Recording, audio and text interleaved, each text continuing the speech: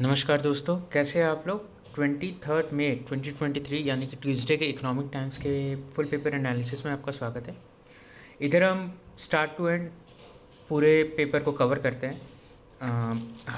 Maximum सारे news को cover करते हैं। लगभग आप समझिए हम 25 न्यूज़ के आसपास कवर करते हैं वीकडे पे, क्योंकि संडे अगर कम रहता है तो उस दिन थोड़ा कम करते हैं। बट अदरवाइज़ अगर आप देखोगे ये लेक्चर के बाद अगर आप न्यूज़पेपर उठा के देखोगे तो मोर और लेस आपका पूरा न्यूज़पेपर कवर हो चुका होगा। ये मेरा अश्योरेंस है मेरे तरफ से। फिर भी अगर आपको लगे तो आप न्यूज़पेपर ज़रूर उठा के पढ़ें, वो अच्छी हैबिट भी है। तो स्टार्ट करते हैं। आज भी वही कुछ लगभग हम 25 न्यूज़ के आसपास कवर करेंगे, कुछ छोटे कुछ बड़े। तो पहला न्यूज़, आज तो पूरा न्यूज़पेपर 2000 के नोटों के न्यूज़ से भरा पड़ा है, क्या होगा क्या नहीं होगा करके। बट स्टिल उसके 2-3 इंपॉर्टेंट न्यूज़ देख लेंगे, 2-3 इंपॉर्टेंट एस्पेक्ट्स देख लेंगे। Fate of 2000 notes after September, call closer to deadline. Shaktikanta Das जो है हमारे आरबीआई के गवर्नर जो है, उन्होंने कहा है कि भाई जो 2000 नोट जो है वो हम डिस्पोज ऑफ कर देंगे सितंबर के बाद।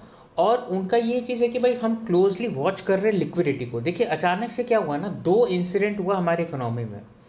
पहला इंसिडेंट ये चीज़ हुआ कि 2000 के नोट बंद हो गए। दूसरा इंसिडेंट तो 2000 के नोट जब बंद हो गए तो अचानक से जो सर्कुलेशन में जो नोट है, मतलब लीगल टेंडर है, अभी भी एक्सेप्टेड है, बट वैसे 30 सितंबर के बाद आपको नहीं करने मिलेगा। तो अब जो है वो सारे बैंकिंग सिस्टम में सारे नोट जा रहे हैं, तो उसके कारण क्या हो रहा है, बैंकिंग सिस्टम में लिक्विडिटी बढ़ जा रहा है। और दूसरा चीज़ जो हुआ अभी लिक्विडिटी बढ़ने के लिए कि आरबीआई ने इंटरेस्ट रेट अभी तक बढ़ाया नहीं है। तो इन दोनों चीज़ की वजह से क्या हुआ, पॉज की वजह से और ये आपके 2000 नोट की वजह से लिक्विडिटी अचानक से मार्केट में पंप इन हो गया।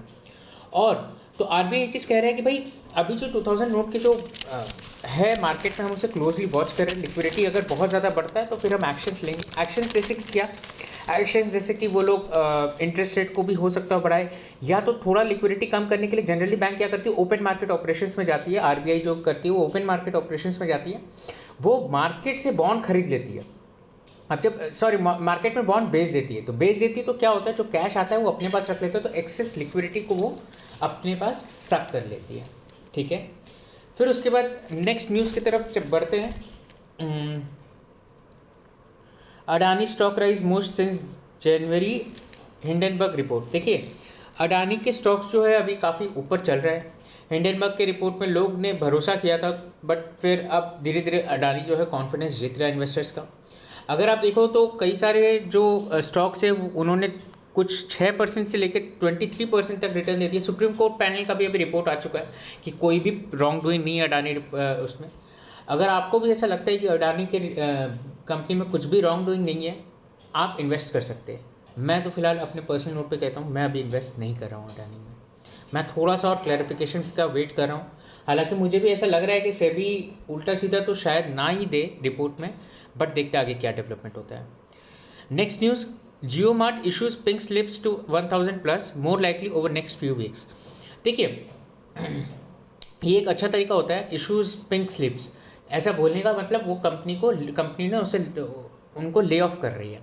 तो अभी क्या है कि कंपनी जो है जियो मार्ट, वो मेट्रो का cash and carry business acquisition की है, और उसमें लगभग 2500 एम्प्लॉयज़ उन्होंने हायर किया।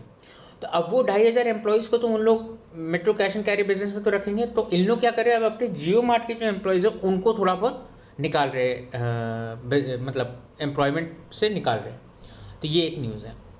फिर उसके बाद फ़ोन पे ने कुछ अपना रेज़ किया मनी। उसके बाद आप ये चीज़ देखो कि फ़ोनपे का जो वैल्यूएशन है वो अराउंड 12 बिलियन है। ठीक है, फिर उसके बाद AI working group likely to submit framework for rules in 2 weeks officials. देखिए AI का वर्किंग कमेटी बनाया गया है इंडिया में, जिसको कहते हैं हम ओपन AI। 7 पैनल मेंबर है ये। वो लोग अब अभी रिपोर्ट सबमिट किए नहीं है उन लोग ने, और अभी जो है वो लोग रिपोर्ट सबमिट करेंगे किसको, ministry of information and technology.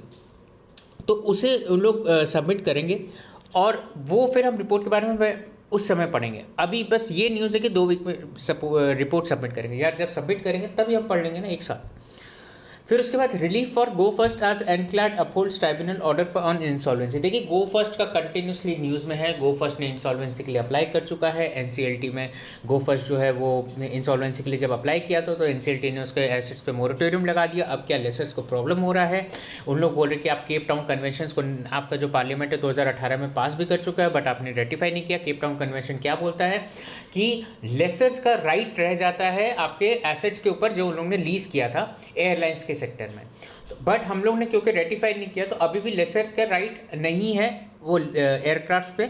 अभी एनसीएलटी बोल रहे हैं कि हम मोरेटोरियम लगा दिए। इसका मतलब ये है कि गो फर्स्ट के पास ही अभी जो एयरलाइंस के जो एयरक्राफ्ट है वो रखे रहेंगे। और इसी कारण जो है उन्होंने एक अपील किया था एनसीएलटी का ऑर्डर को, किसने, लेसर्स ने अपील किया था एनसीएलटी के ऑर्डर्स को एनक्लैट में। एनक्लैट अपीलेट ट्राइब्यूनल है एनसीएलटी के ऑर्डर्स के खिलाफ। तो उन्होंने जब अपील किया तो एनक्लैट ने भी बोल दिया कि नहीं, आप जो है एनसीएलटी का ऑर्डर को ही मानोगे, अभी आप उसको नहीं कर सकते, आप मोरेटोरियम हटा नहीं सकते।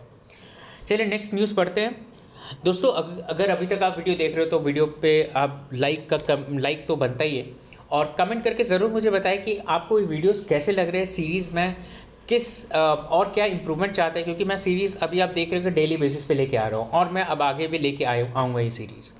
तो अगर आपको अच्छा लग रहा है तो प्लीज़ मुझे कमेंट पे भी बताएं, अगर कुछ नहीं भी अच्छा लग रहा है तो भी प्लीज़ मुझे कमेंट में बताएं। सब्सक्राइब करना ना भूलें दोस्तों, व्यूज़ बढ़ते जा रहे हैं मैं देख रहा हूँ, वो अच्छी बात है, बट सब्सक्राइब भी करें। और अगर आप चाहते हैं कि ये वीडियोज़ और भी लोगों को हेल्प आएगा, जानते हैं अगर आप, तो आप प्लीज़ शेयर करिए उनके साथ भी। फिर चलिए आगे बढ़ते हैं। Exchange asked to reassess not. देखिए ये मैंने न्यूज़ इसलिए भी कवर किया है कि एनसीएलटी ने बीएससी और एनएससी को जी और सोनी का जो एक्सचेंज है उसे रिकंसिडर करने के लिए क्या है, जो इनिशियल अप्रूवल है। मैंने न्यूज़ इसलिए कवर किया दोस्तों क्योंकि मैं चीज़ बताना चाहता हूँ कि एक एक्सचेंज का एक मर्जर में क्या रोल हो सकता है। आपको ये चीज़ लगेगा भाई एक्सचेंज तो सिर्फ स्टॉक्स को लिस्ट कर रही है, तो फिर उनका इतना अप्रूवल का ज़रूरत क्या है एक मर्जर में। तो चलिए देखिए दोस्तों, पहले तो मैं आपको ये डील का बैकग्राउंड बता देता हूँ। सोनी और जी एंटरटेनमेंट जो है मर्ज हो रहे हैं। उस मर्ज एंटिटी में सोनी का शेयर लगभग 51% के आसपास रहेगा, जी का शेयर लगभग 4% के आसपास रहेगा, और बाकी जो होल्डिंग है लगभग 45% के आसपास वो रहेगा जी के शेयर होल्डर्स पे। बट अगेन प्रमोटर्स के पास नहीं रहेगा, प्रमोटर के पास 4% ही रहेगा, बाकी के शेयर होल्डर जी के जो रहेंगे उनके पास 45% के आसपास रहेगा। तो ये हो गया हमारा 100%। ये न्यूज़ के साथ साथ ना सोनी ने एक और नॉन कम्पीट फीस भी देने का प्रॉमिस किया, दैट इज़ अराउंड 1000 करोड़। वो ये किसको देंगे, वो जी के प्रमोटर्स को देंगे। जी के प्रमोटर में एसएल ग्रुप आता है। एसएल ग्रुप के खिलाफ जो है अभी क्रेडिटर्स ने काफ़ी सेबी को कंप्लेन किया है, उनके कुछ मतलब अदर रीजंस की, ये मर्जर के लिए नहीं, उनके कुछ अदर रीजंस के लिए। तो अब क्या है, सेबी जो कह रही है कि भाई आप एक बार एक्सचेंजेस को बोल रहे हो कि आप रिकंसिडर करो अपना जो अप्रूवल है। एक्सचेंज क्या अप्रूवल देती है, एक्सचेंज ये अप्रूवल देती है कि हाँ भाई हम लोग ने चेक कर लिया है कि ये ट्रांजैक्शन फीजिबल है, ट्रांजैक्शन हो सकता है, इन लोगों के पास इतने कैश है, और ये एक्सचेंज का फाइलिंग इन्होंने कर दिया है प्रॉपरली, इन लोगों ने अनाउंसमेंट कर दिया।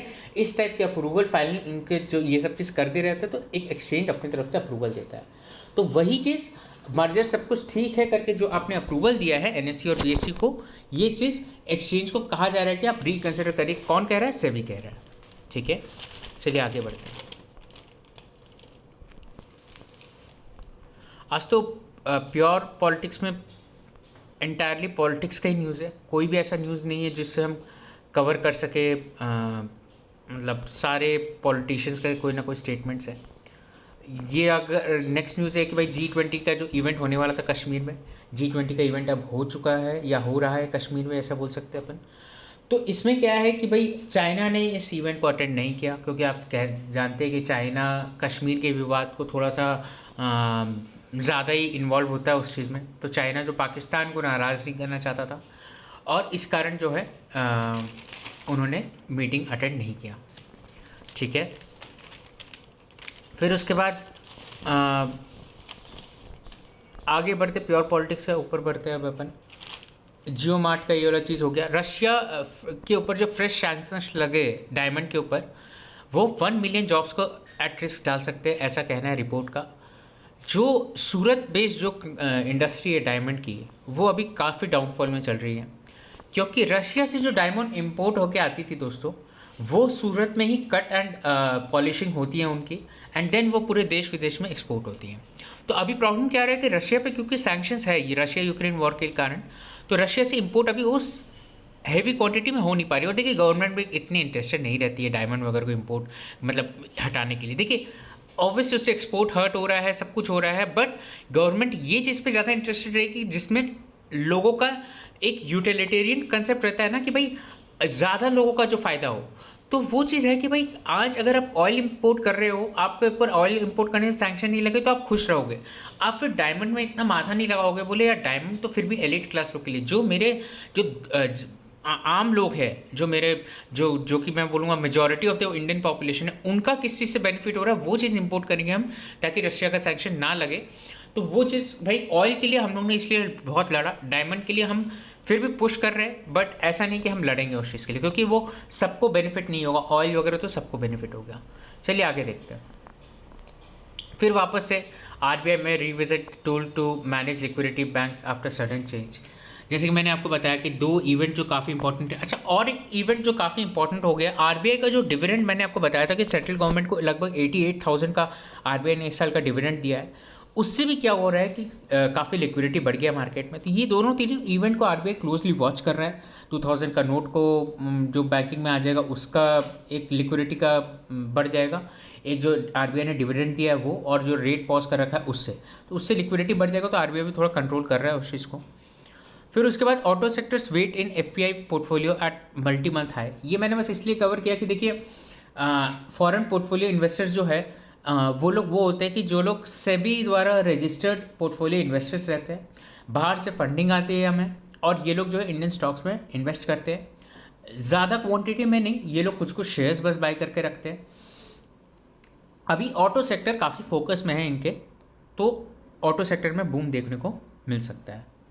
फिर उसके बाद inflation vanquished long term fund raise faces no constraints. देखिए मैंने आपको बताया कि यील्ड कर्व का और इन्फ्लेशन का क्या रिलेशन है। देखिए यील्ड कर्व जो है, अगर इन्फ्लेशन ऊपर जा रहा होगा तो यील्ड कर्व भी स्टीप हो जाएगा, वो भी ऊपर जाएगा। बट क्योंकि इन्फ्लेशन अभी नीचे जाते हुए दिख रहा है, inflation edge in long term inflation की बात कर रहा हूँ मैं, जो 10 साल 15 साल 5 साल इस टाइप की बात कर रहा हूँ, तो उनका जो इन्फ्लेशन है वो कम होते जा रहा है, तो इसलिए यील्ड कर्व भी फ्लैट होते जा रहा है। तो इसका मतलब ये कि 5 ईयर के जो यील्ड है और 10 ईयर का जो यील्ड है उसमें जो डिफरेंस है वो काफ़ी नॉमिनल है। और ये सिर्फ इस चीज़ के लिए कि चलो ठीक है, मतलब रियल इंटरेस्ट रेट में जो डिफरेंस है वो इन्फ्लेशन के कारण डिफरेंस बहुत ही कम है, ऐसा। आई होप दोस्तों आपको वीडियो के लेक्चर समझ में, मतलब मैं जो कंसेप्ट समझा रहा हूँ वो आपको समझ आ रहा होगा। आप प्लीज़ मुझे कमेंट में बताइए कि अगर कुछ लगता है कि मैं कुछ और डिटेल में भी बात करूँ तो आप प्लीज़ मुझे बताइए, और अगर समझ में आ रहा है तो प्लीज़ वो भी मुझे कमेंट में बताइए, ताकि क्या है, कमेंट करने से यूट्यूब और लोगों को भी रिकमेंड करता है, और ये वीडियोज़ की रीच भी ज़्यादा होगी और ज़्यादा लोगों को हेल्प करेगी, और एक एट दी एंड मतलब अबव ऑल मुझे भी मोटिवेशन मिलेगा। फिर उसके बाद SEBI registrar of companies to now prove alleged wrong doings at PTC India financials. देखिए पीटीसी इंडिया के ऊपर काफ़ी अभी जो है एक एलिगेशन लगाया है। इनके नॉन एग्जीक्यूटिव डायरेक्टर जो है वो छोड़ के जाके सेबी को कंप्लेन कर दिया कि काफ़ी रॉन्ग डूइंग हो रही है। इनकी ऑडिटर ने भी ये चीज़ रिपोर्ट किया है। तो इनका क्या हो रहा है कि अभी इनके ऊपर इन्वेस्टिगेशन सेबी और रजिस्ट्रार ऑफ कंपनीज लगाएंगे, देखने के लिए भाई क्या आपके कंपनी में कॉर्पोरेट गवर्नेंस अच्छे से फॉलो हो रहा है, क्या आपकी कंपनी में सब कुछ ऐसा कोई गलत तो नहीं हो, कोई फ्रॉड तो नहीं हो रहा है।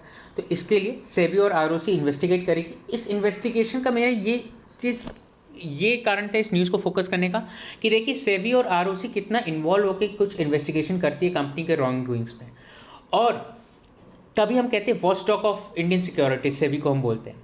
और आगे इन्वेस्टिगेशन इस पर्टिकुलर कंपनी में मैं नहीं फोकस करूँगा, बट इन्वेस्टिगेशन कैसे होती है वो चीज़ अगर आता है डिटेल तो मैं आपके साथ ज़रूर शेयर करूँगा उसका, ठीक है। एक नया जो डिफेंस फंड के बारे में एचडीएफसी ने निकाला है, ये डिफेंस फंड मैं दोस्तों इसलिए बता रहा हूँ क्योंकि आपसे मतलब जो ऑडियंस है मेरी, उन लोग कुछ इन्वेस्टमेंट भी करते होंगे, और आपसे ये चीज़ उम्मीद रहती है कि भाई आप थोड़ा बहुत ये बेसिक टर्म्स समझें मार्केट में।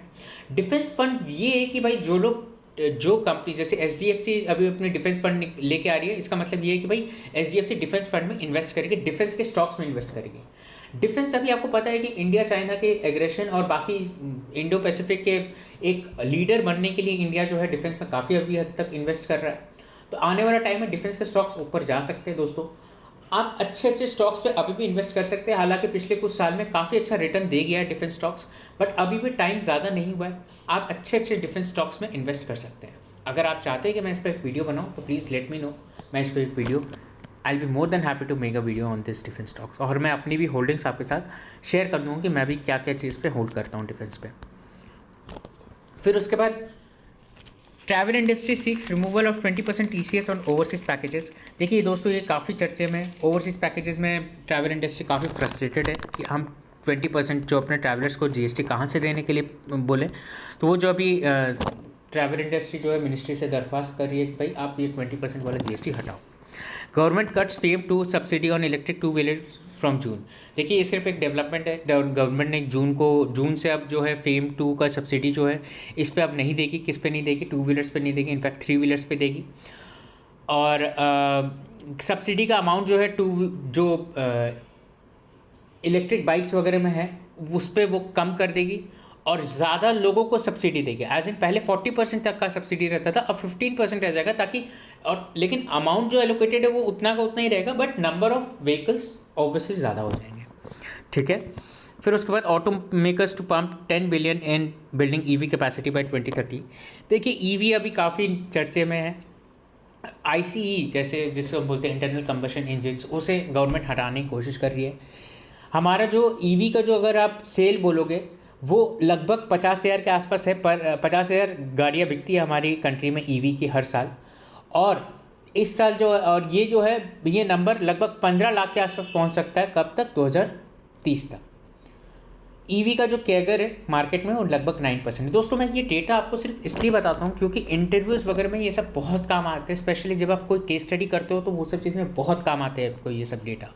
आप अगर रफली भी अगर इंटरव्यूअर के सामने बोल दो कि नहीं सर 50,000 के आसपास बिकता है और हम 9% कैगर एक्सपेक्ट कर रहे हैं, वो फ्लैट हो जाएगा आप पे कि भाई इतना उसको पता है। और ये याद रखना कोई बहुत बड़ी बात नहीं है। मतलब एक फिगर है 15 लाख के आसपास, एक होता है 50। एग्जैक्ट फिगर आपसे कोई एक्सपेक्ट नहीं करता, बट अगर आप 50,000 नहीं, अगर आपको कोई पूछेगा अभी EV तो आप कितने सेल होते होंगे तो आप एकदम क्लूलेस होंगे।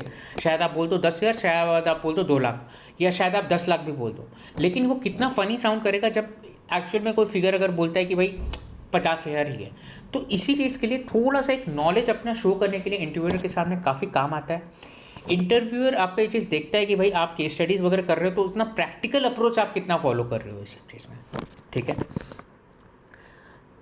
तो आगे बढ़ते हैं नेक्स्ट न्यूज़ पे। Avoid PLI scheme for small firm dominated goods.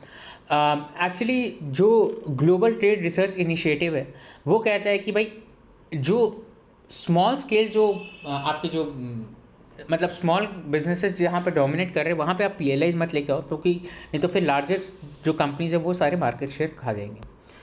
Online gaming 0 TDS if net wings over 100 a month. देखिए अगर आपका जो आप जो खेलते होंगे ऑनलाइन Dream 11 वगैरह ये सब गेम जो अगर आप खेलते होंगे, मैं तो नहीं खेलता हूँ दोस्तों, तो उसमें आपके 100 कि जो अगर आपका 100 रुपीज़ पर मंथ से अगर आपका कम कमाई हुआ तो आपको TDS नहीं लगेगा। बट ये 100 में आपका वो भी आ जाता है जो कि आपको रेफरल वगैरह जो मिलता है उसमें भी आप अगर करते हो उसमें अगर आपका 100 के ऊपर चल जाता है तो आपका TDS कर लगना चालू हो जाएगा। फिर उसके बाद grants SOPs in the works for methanol run ships. देखिए जो शिप्स वगैरह है वो अभी काफ़ी डीजल फोकस्ड है, डीजल शिप्स है, तो उसे गवर्नमेंट चाह रही है कि भाई अगर आप उसे मिथेनॉल पे कन्वर्ट कर लोगे तो हम आपको सब्सिडी देंगे, ग्रांट्स देंगे। ठीक है, ये इस चीज़ के लिए कि भाई शिप इंडस्ट्री को जो है वो हम थोड़ा सा एनवायरनमेंट फ्रेंडली बनाएं। ठीक है, फिर उसके बाद April drinks in good times as GST collection rise inflation eases. मतलब ये आपको हेडलाइन से समझ आ रहा है कुछ रिस्क है जो इन्फ्लेशन में अगर आप खोल सकते हो कि oil supply, global oil supply जो है वो हिट हो सकता है, चाइना के डिमांड वापस से रिवाइव हो सकते हैं, वेदर कंडीशंस रफ हो सकते हैं, जियोपॉलिटिकल टेंशंस आ सकते हैं। तो ये सब चीज़ के कारण वापस से हो सकता हो इकोनॉमिक ख़राब स्टेट में चले जाए।